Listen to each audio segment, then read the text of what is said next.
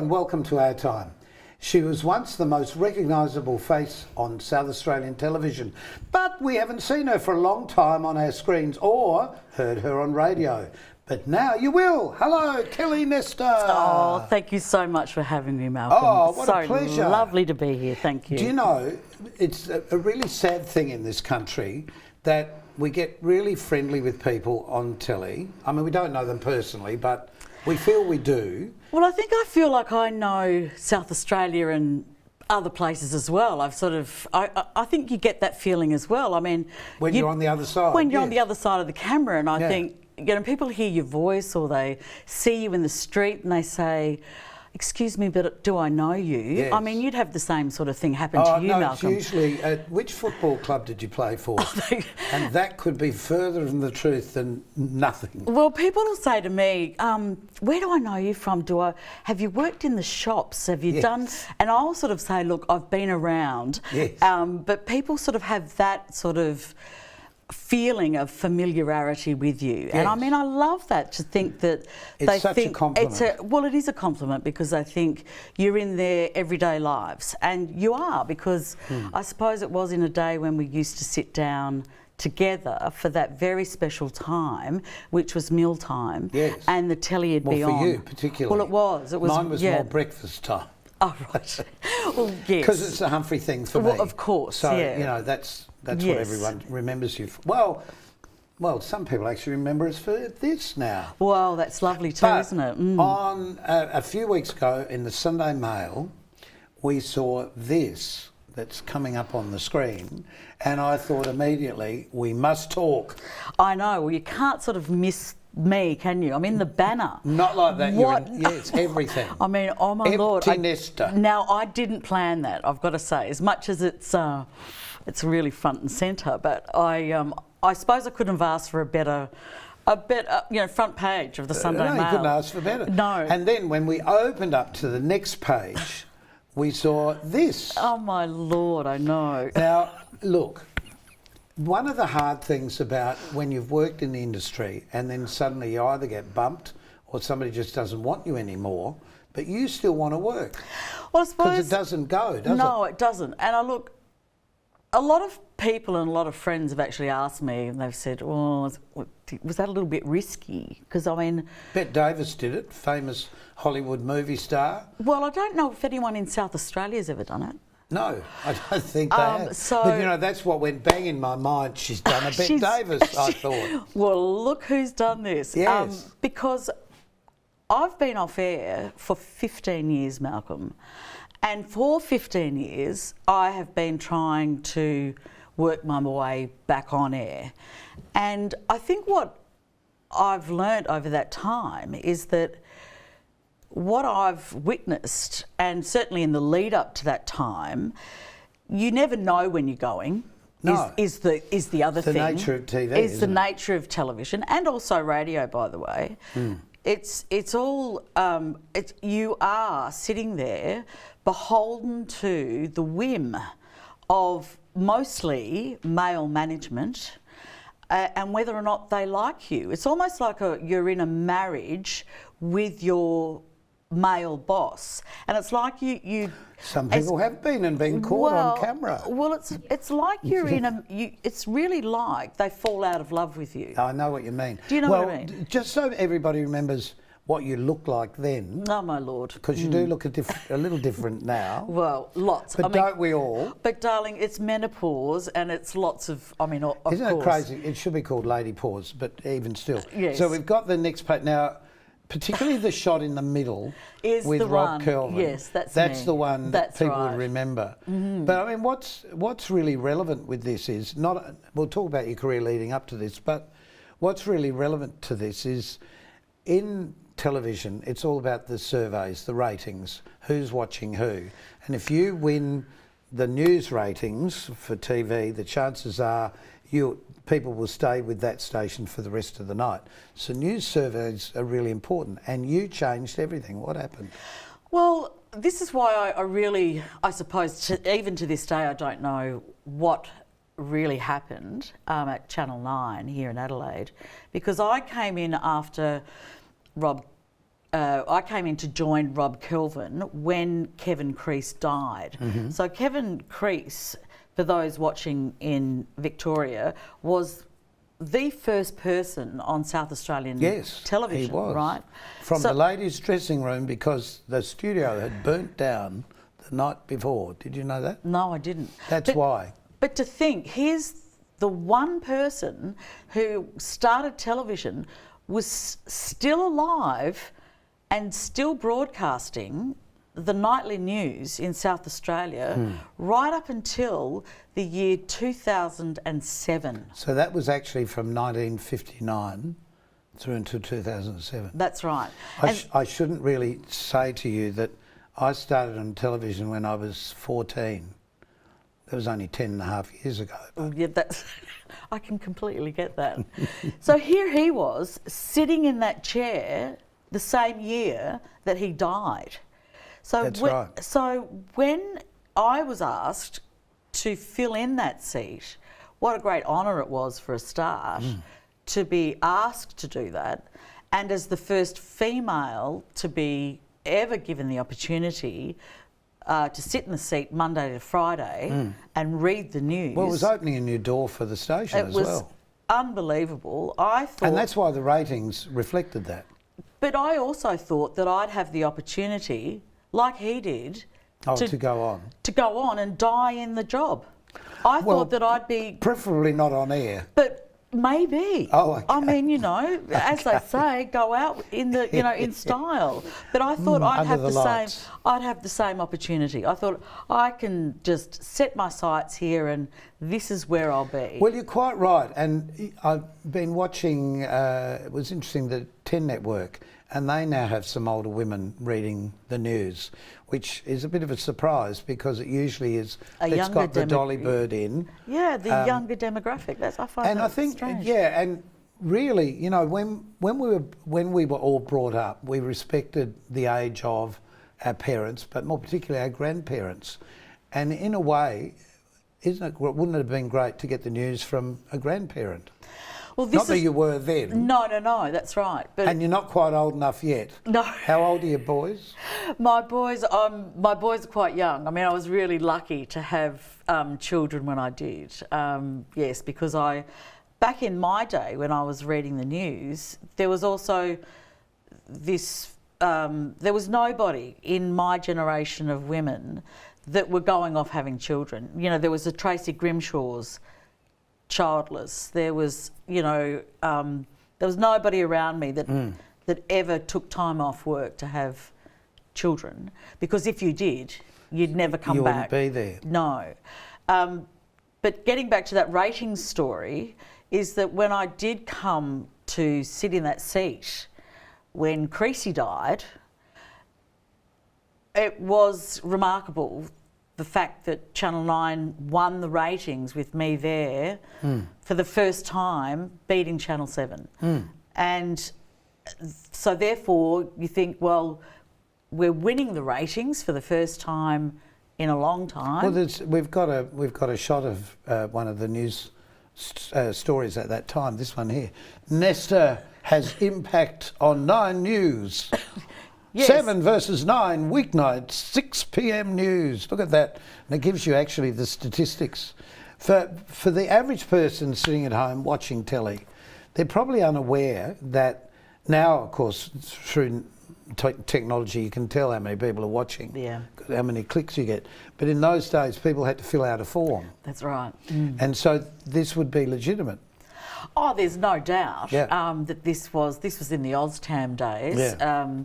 And look, it was a huge thing because 7, and still does, by the way, have this enormous stranglehold in this city, in Adelaide, over the ratings. And it's double now. Like, I mean, sometimes it even triples Channel 9's ratings here, which is double what it is. I mean, it's the opposite than But really, Melbourne. the sad thing is TV has changed so dramatically from the TV we knew to what it is today. Yes. And I think it's a shame because it's like a program like this.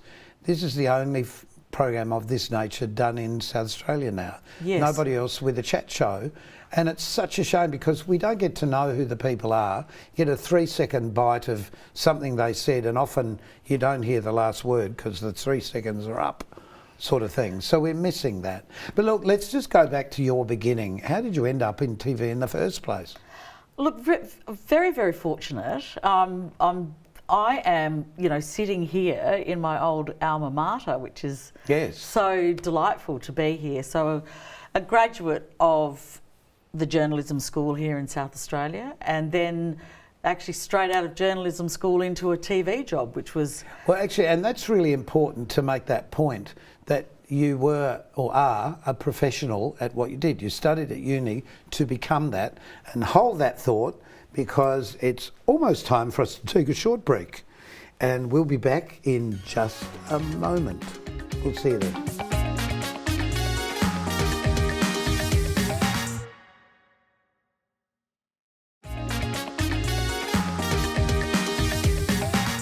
Welcome back. My very special guest is Kelly Nestor, newsreader and journalist extraordinaire. Oh, that's very kind. Do you like that? I don't know about the extraordinaire part, but I'll take it. Yeah, take it. Because thank you so much. We were saying why you were extraordinaire because you studied at this university where we make the program. That's so lovely. That's very nice. Well, so you finished doing the degree here, no doubt. Yes, I did. And then did you see an ad? How did it happen? How did you end up on the Actually, what was wonderful is I got a phone call from one of my peers from the school and from journalism school, and she said, "There's a job going. You must apply." And so I did, and she put in a good word. It's like that, isn't it? It's not. It's who you know. It's who you know, and always who you know. especially in this game. So that was the start that I needed, and then it was just, I was just off and away. One of the funny things though about telly back then and even before that was so often you were literally just thrust on with very little sort of rehearsal, if you like, because you can't really rehearse the news because it comes in so late sometimes. I think what... Did you have an auto cue? No. But what I think that, this is advice to anyone that is, and especially where we are right now, and in community TV, in community radio, anywhere you are, if anybody asks you, can you do something, you just say yes. Yes. Not like Optus, but... You just say yes. Just say yes. If you're given an opportunity to do some hosting and they say, have you ever done this before? Yes is the answer. At home in my bedroom with the phone. Yes, that's right. These days. With a brush in the mirror. I don't care. You just say yes. I've got a fabulous story for you, is that I got a job with the old 7:30 report in Darwin, the Northern Territory. Yes. And Darwin. It's a fantastic place. Yep. And this is when the 7:30 reports were hosted in every state and territory in Australia. And the host up there was months pregnant, and she all of a sudden couldn't come in this one night. So they were panicking, saying, oh my God, who's going to present 7:30 tonight? And they just went, Kelly, have you presented before? And I just went, yes. Yes, I have. And then here I was presenting to I had never sat in a studio before. Oh, really? I had never been under lights. I didn't even know what a countdown was. I had no idea. But you soon learn. Live to air, and I hadn't even seen an auto cue before. Well, look, live to air, that's the thing that we're missing now, because we don't get that, mistakes and all stuff, and how do you cover it up and what you do. That's right, yes. Just sail on as if nothing happened. That's right. All of those things. And in the early days of telly, because I was around in the early days of telly, you'd be stuck in the middle of a studio and you'd have cameras flying all over the place if you were singing, which is how I started. But you learnt very quickly, it's the red light. I'm in love with the red light. Yes, and I think you've either got it or you haven't, and you've got to have that, I suppose, that confidence and that chutzpah to want to perform that performance. Yeah. So look, I've got away with it. Well, after all of that, though, you married, had kids. Yes, so I we've really jumped forward, haven't we? Jumped forward, yes. We really have. So can I just say, I'm just going to go back a bit. Fill us in. I'll fill you in. So from Darwin and in the Northern Territory, that was 1993-ish. Right. And so I've worked in every state and territory in Australia, and then I went overseas, and Kangaroo Island. I got to work in London for a couple of years, and I was there during the time when Princess Diana died. Oh, goodness. And it was an amazing, but for a journalist, it was an incredible time to be in London. History in the making. So that was, pivotal time in my life, working for Associated Press out of Fleet Street in London, and just the 24-hour coverage of her death, and then the funeral to follow. And then I covered an Olympic announcement for Associated Press as well, where I got to go and do that in Lausanne in Switzerland. Okay. And it was there that I got to meet Nelson Mandela. And how fantastic. And so those two moments in my life, I've got to say, really shaped me a lot. I suppose there was another moment where the Crowded House album dropped, and it was where the Better Be Home Soon song was on there, and my mother sent it to me, living in London. And she didn't write anything on a card or anything, she just sent me Crowded House with Better Be Home Soon. And that was enough to get me on a plane to come home. I'm glad you stopped me to tell me that. That's really interesting. Yeah, yeah. Those moments in our life, though, like those things, I think in everybody's life you can pinpoint it was that, it was that, it was that, and I'll always remember those things. Yeah, yeah. And they really made me. Well, they really did. I think I'd had enough of being away from my family, because it made me realise what family meant to me. And home. And home. Yeah, so that's when I came back to Adelaide and was then on air presenting the news to South Australia. Right. Okay, now we've filled in that gap. What's happened after that? Well, I started working for the ABC and I was working as the 7 p.m. newsreader. And I had a wow of a time doing that. It's the voice, isn't it? You've got to have that modulation in your voice, which you've got. Yes, it feels like I'm a bit thirsty though at the moment. But after, I know. Here please, we go. can I give you my glass? No, it's all good. I haven't even touched it. Oh, thank you so much, Malcolm. But I could just infect you with my cold, but I haven't touched. I did touch it then, but that's you can touch it now. Thank you very much. But it's been I've had a really wonderful life and career working across many different places. Yeah, but it doesn't need to end. No, that's right. I've sort of been gathering so many chapters to my career, which has been really wonderful. But you sort of get to this point where you think, I've got so much to offer with overseas experience, and then you gathering, not only current affairs experience, but then the news experience, and then working for the public broadcaster, where you get the opportunity to do radio news broadcasting as well as the television news broadcasting. And then what happened is that Channel 10 came and said, we'd like you to work for us on Channel 10, please. And so because they offer you a lot of money, you think, well, that's where you want to be. But little do you know that there's not a lot of satisfaction there. And that's what, but you have to find that out, I think. Yes, or like you said before, we say yes a lot. Yes, we do. Sometimes you think, maybe I shouldn't have, but I've had another experience that's broadened my understanding of what I do and what I'm capable of being. Yeah, I think that I was young enough and needed that experience, but in a way, I wished I had have stayed where I was most happy, which was with Auntie, and feeling worthy of the work. And the work was so meaningful and really joyous. The thing is, we don't know what's around the corner, and that thing of saying yes, I mean, you've put it out there, hey, my hand is up. That's right. I'm ready to go. That's right, yes. Yeah. But but the journey went from 10 then to I worked for Sky News in Sydney, where that was also an amazing challenge.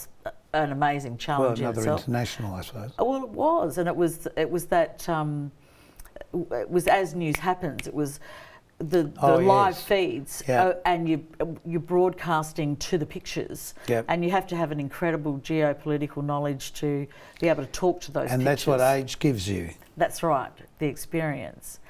But that's how then I came back to South Australia to work on 9 when Creasy died. So that's the full picture. That's the full circle for you. But since then, you've been a mum? A mum to 2 boys. You've sadly had losses in the family. Yes, yes. I mean, all of these things, they make us a more rounded person. If you're talking with people, you've got the real life experience of knowing how somebody is feeling that you're talking to, or interviewing, or talking about. Yes. And the empathy that you need to be able to carry that across. Yes. You know, we all watch TV and you think, I'm not sure I like that person. Then you sort of, if you think about it, you think, they're not real. That's why it's an act. People that are real, you're real. Well, that's lovely of you to say. And I think what we're seeing at the moment is that backlash against Meghan Markle for this, that sort of, she's trying so hard. Is that she's we're seeing that with her and doing these cooking shows and things, which she's trying to do so much. Is she real? Is she real? Is she real? I mean, look, I believe I have got so much to offer, and I'd like to share this with people. Is that, and certainly for those people that are, say, in Victoria that are watching this that don't know much about my story, is that I am Google you. I'm a divorced mother of I'm a single mum. I've got 2 boys and a dog, and I'm doing it pretty tough. I've learnt what it's like to, just scratch it together, to make ends meet with my boys.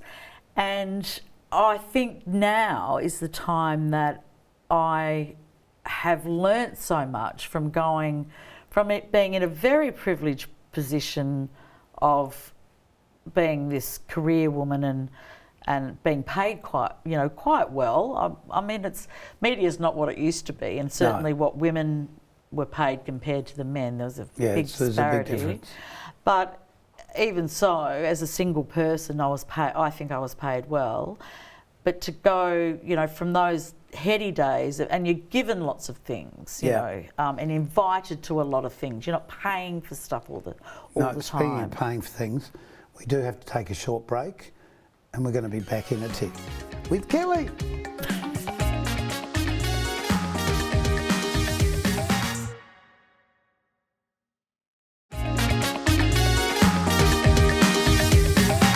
And welcome back to our time. Kelly Nestor has been my guest.